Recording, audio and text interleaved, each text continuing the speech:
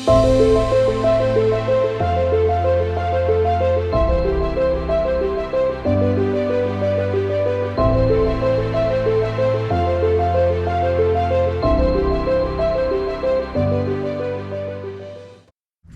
we celebrate the groundbreaking of a brand new fruit orchard at Tucson Village Farm. My name is Jess. I am the Community Outreach and Development Director here at Tucson Village Farm. We're here this morning to celebrate the start of something very beautiful. A seed of a dream come true. A brand new fruit orchard at Tucson Village Farm. A space that will nourish, educate, and inspire. A space that will provide boundless fruit in the form of delicious peaches, figs, pomegranate, apples, as well as innovative ideas, innovation, and potential for you. This is a special day, and special days deserve both special intention and attention.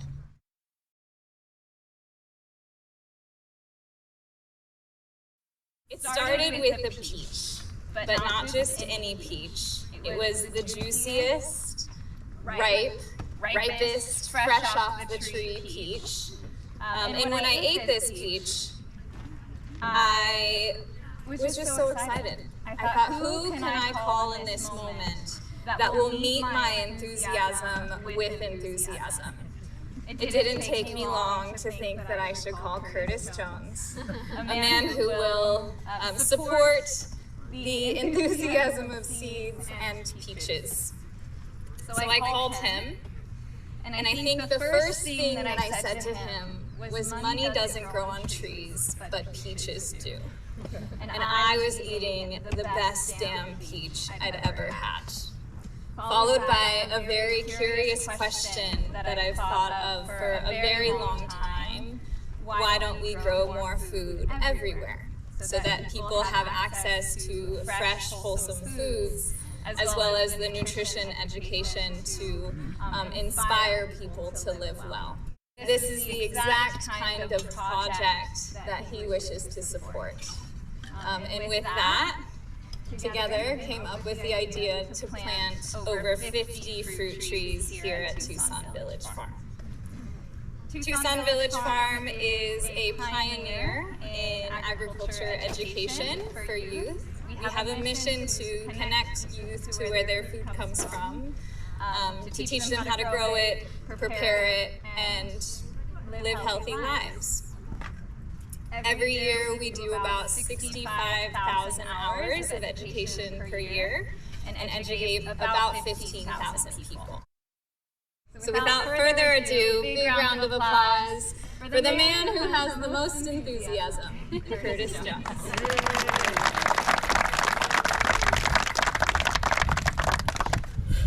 Thank you, Jess.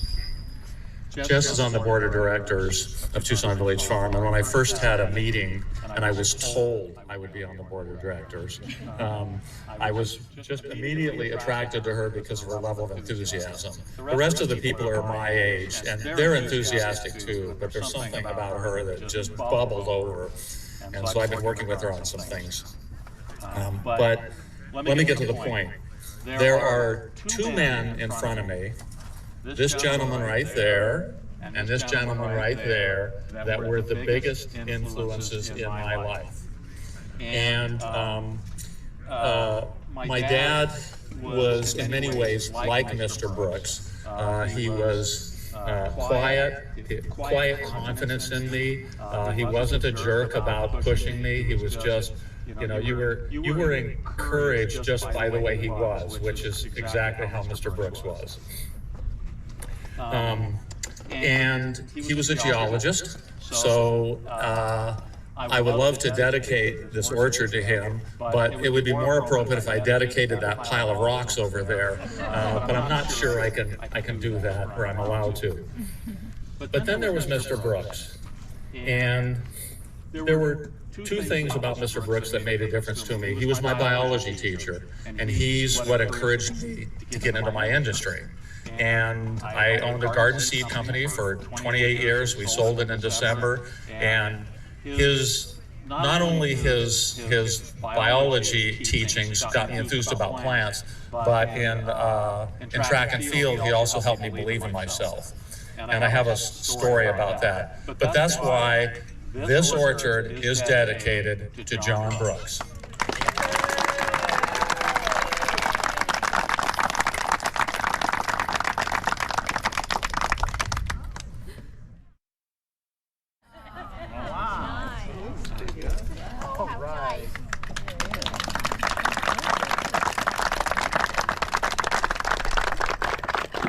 That will go on the orchard.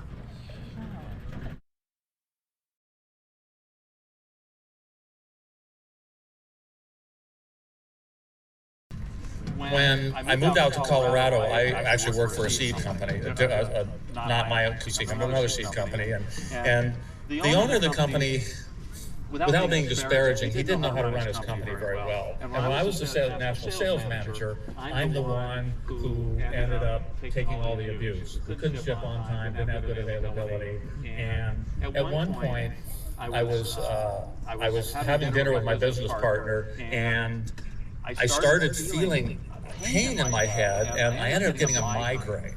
And I'd never had a migraine before, and that was just scary. And we kind of figured out that, you know, stress actually causes those, and so I went home, got sick, and we eventually started talking, and I thought, I wonder if we could do our own seed company. Jump back 20 years. I'm a sprinter in high school. I'm doing 200 to 400, and the end of my junior year, Mr. Brooks comes to me and says, you know, you should run cross country. That's insanity. It's anything more than 400 is crazy. And so I thought about it a little bit, and I went up to him and I said, Mr. Brooks, how do you think I would do in cross country? And Mr. Brooks had this way of kind of the way he's sitting right now. He would go like this, and he would shuffle his feet, and he would put his hands in his pockets, and he would stop and he'd go, you're going to be in the top 5 runners on the cross country team. Jump forward again 20 years. So trying to decide if we should start the seed company or not. Starting a seed company is really difficult. I had a child at that point. We had a house, and I just, you know, I was very confused about things. The disease I have, the entrepreneuritis disease, is something that you can't control. And so I went out for a walk, and I sat out behind our house on a log, and I'm like, I just don't know what to do. And okay, so this is in Boulder, Colorado. Very spiritual place, or at least they think they're spiritual, because they can afford $10 million houses. But it's kind of spiritual in a way. And I look up, and there is Mr. Brooks. Now, I know it wasn't Mr. Brooks right there, but I think the stress of everything was like, okay, it went way back into the crevices of my mind, and there he was, because I was looking for a solution, and it was in there, and it came to me, and I said, Mr. Brooks, how would I do if I start a seed company? And he said he did the same thing. You know, this, and put his hands in the pocket, and went like this. He looked up at me and he said, you will be one of the best seed companies in the United States of America. And at that point, I'm like, what the hell? He's always been right every other time. Both Mr. Brooks and my dad helped out financially, which is a huge help. We ended up, over the 28-year period, we ended up shipping up over $100 million in seed packets to retail stores, which meant 100 million people were happy and were able to garden. We ended up, in December when we sold, we had 60 employees, so you two helped pay for the families of 60 people. Our suppliers, our retailers made money, so it just cascaded all down the line, and that was because of Mr. Brooks and my dad. So let's hear it for both these two.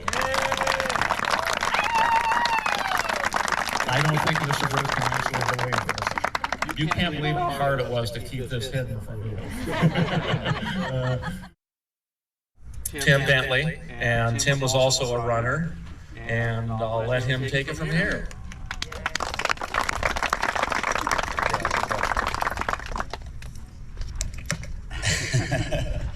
Thank you very much, Curtis. I'm very honored to be here today and be a part of the secret.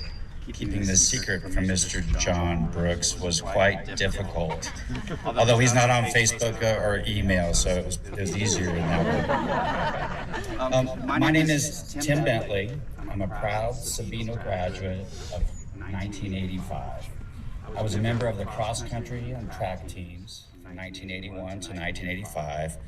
I took John's biology class twice. And like all of you here, I'm a big fan of Mr. Brooks. I want to say thank you to the U of A and the Tucson Village Farm for hosting us. Thank you all for being here, and a special thanks to Curtis for allowing us to celebrate Mr. Brooks in a wonderful and a much appropriate way. Thank you. Curtis talks about the outsized influence that John, Mr. Brooks. It's weird. I call him Mr. Brooks all the time. I'm 57 years old. And he goes, "You can call me John." And I said, "Mr. Brooks, I can't do that." So I met Mr. Brooks in 1981 as a scared and tentative freshman. My friend Mike Green, who's here, we had just been cut from the golf team. And we were panicked that we would have to take PE in third period.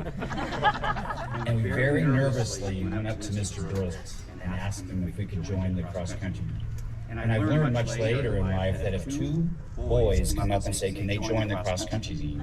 you say yes, you take them immediately. And so when Mr. Brooks said yes, we had no idea the ways that it would change our lives forever. Everyone has that one teacher in their life that you remember for a lifetime. The one that had an outsized influence, the one that you talk about all the time. And Mr. Brooks is mine. And like so many of you here, I'm sure he's yours too. It's weird when you're in high school, it's just your bubble. I had no idea that teachers had been there before I got there. I thought that Mr. Brooks arrived at the same time I did in 1981. But I want to tell you that he was part of the first teaching crew at Sabino High School when they opened in 1972 and completed his career there. In fact, we just celebrated the 50th birthday of the high school. Many of you were there, and we were able to celebrate John and his teaching crew.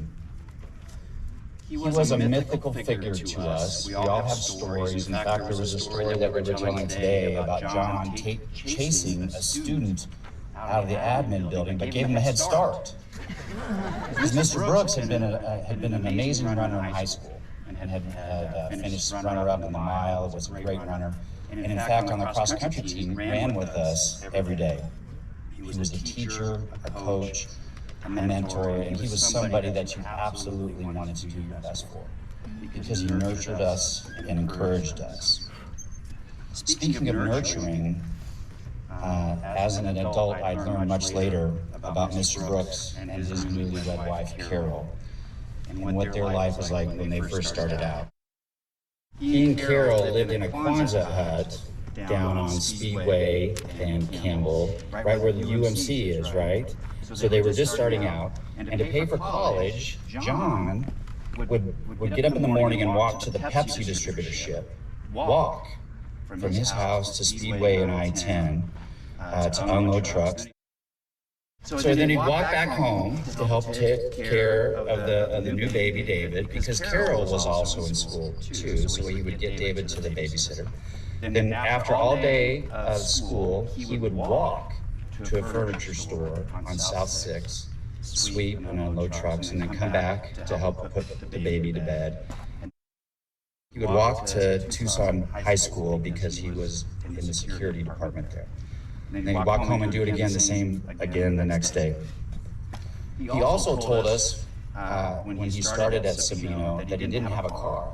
and he would take the bus from his house to the end of the line, which was maybe Take a Birdie and Sabino Canyon, or maybe Take a Birdie and Bear Canyon, and then he would run the rest of the way to school and then back, adding 5 or 6 miles a day to his commute.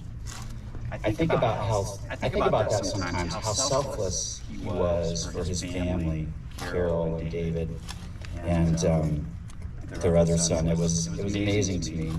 And then I think about how selfless he was at the same time for us, his students and his athletes, and the things that he did for us. He made sure that we studied, we got good grades. He made sure we went to practice.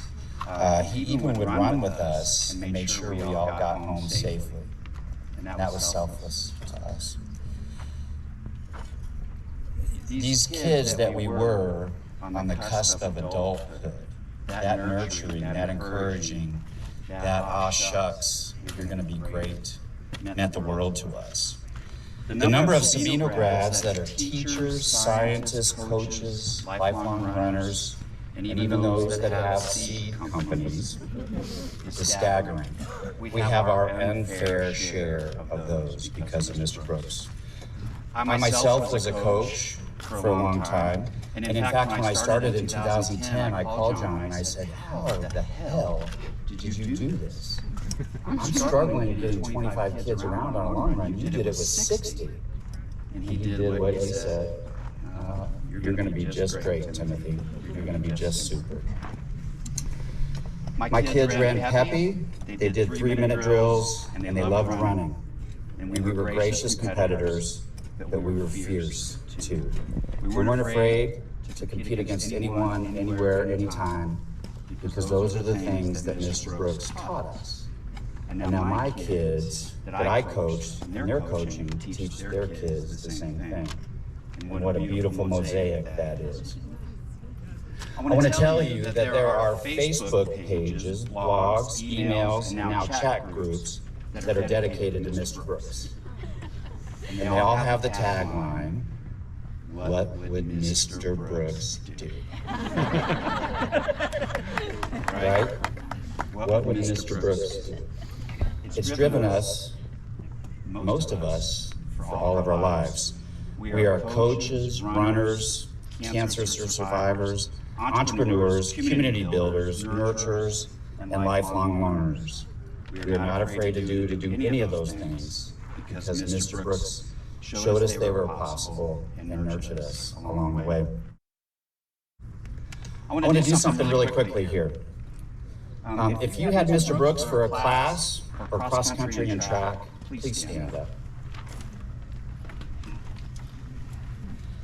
If Mr. Brooks influenced you later in your life or on your career or life path, please stand up. If you're here because you admire lifelong teachers like Mr. Brooks, please stand up. And finally, if Mr. Brooks is your favorite teacher, please stand up.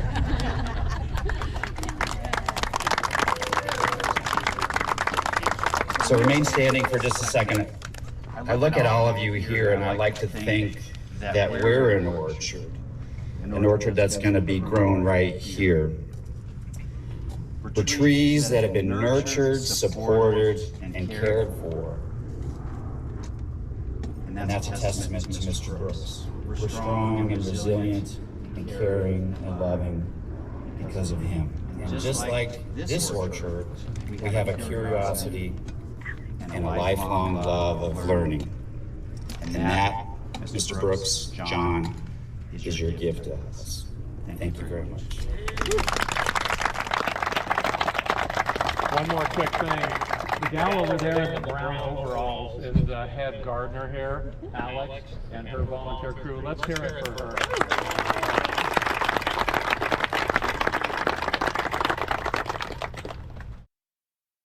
There's a couple more thank yous that we want to give.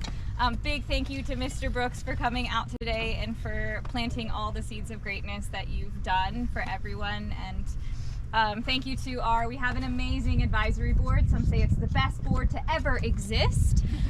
We do so much with their love and support, and there's plenty of opportunities to get involved at Tucson Village Farm. I can actually talk about Tucson Village Farm for at least an hour, and I do it once a month on a public tour. So you're all invited out to the next one. But if you are inspired by what you see, we are always welcoming volunteers to come and help. We like to say it really does take a village to do all that we do here. Come be free manual labor. Yes. And I wanted to shout out, we have amazing programs. Like I said, we do about 65,000 hours of education per year. We started 15 years ago with a simple mission to connect kids to where their food comes from, and we were doing that through school field trips. What we found is kids would get involved with the farm and they wanted to stay involved. So they were getting older as the program was getting older too. And many of the staff, Alex and Tom and everyone out in the bread class, they've been here for 15 years. And these people are some of the best educators and inspirers that I know. I started at Tucson Village Farm as a college intern 12 years ago, and Tucson Village Farm changed my life and introduced me to real food. And so it's so great to see all that's continuing to expand. And I actually brought a picture today to show you what this space looked like. Just 3 years ago, none of this was here. This field wasn't here, the ramadas weren't here, the ropes course wasn't here, the field behind you wasn't here. This is all, we opened our Culinary Education Center in 2020, the same month as the pandemic began, which was very unideal, and we almost didn't survive, but because we have such an incredible community of support, we did survive. So we have 1 acre just across from Trader Joe's. We have 8 acres here. And one of the coolest programs that we do now is called the Healthy Living Ambassador Program. So it's a program for 12 to 18-year-olds to get involved. And like I said, our mission started with connecting them to where food came from, but because they kind of started and they stay involved, eventually they're like, we want more. They wanted outdoor education, they wanted art, they want different ways of learning. So now we do backpacking, caving, climbing. We take 100 teenagers hiking the Grand Canyon rim to rim in a day every single year. We have a budding art program where we have a focus on mental health and resilience. And what we haven't even mentioned yet about this orchard is that the orchard was planned by the teens, many of the teens that are here, Elliot in the back and Eva and Alona, who are working hard. And so we want you to see what they've planned for you. They have it all mapped out on this plywood. So this is a seed of a dream that's coming true. The orchard is getting in the ground, and we have more dreams. Our next dream is we really want to bring animals here. Most kids that come, their favorite part of the program is either the worms or the chickens. Turns out people love life. And so if you're able or willing to learn about that dream with us, behind this, if you flip it over, the other side is a barn. So hopefully maybe one of the next times you come, we'll have it in this along with sheep and goats, and we'll continue to make many, many dreams come true. When I was posting this on social media, and yeah, I do know how to use social media in spite of my age, a lot of people had some pretty amazing comments about Mr. Brooks. So I copied them all, put them in a document, and here's a few of these right here. But before you leave, and you can hang out as long as you want, before you leave, if you get a chance, tell Mr. Brooks how he affected you. That would be really nice. As long as he can, stay awake. So thank you very much, everyone, and hang out and chat. Nice. Now we got one.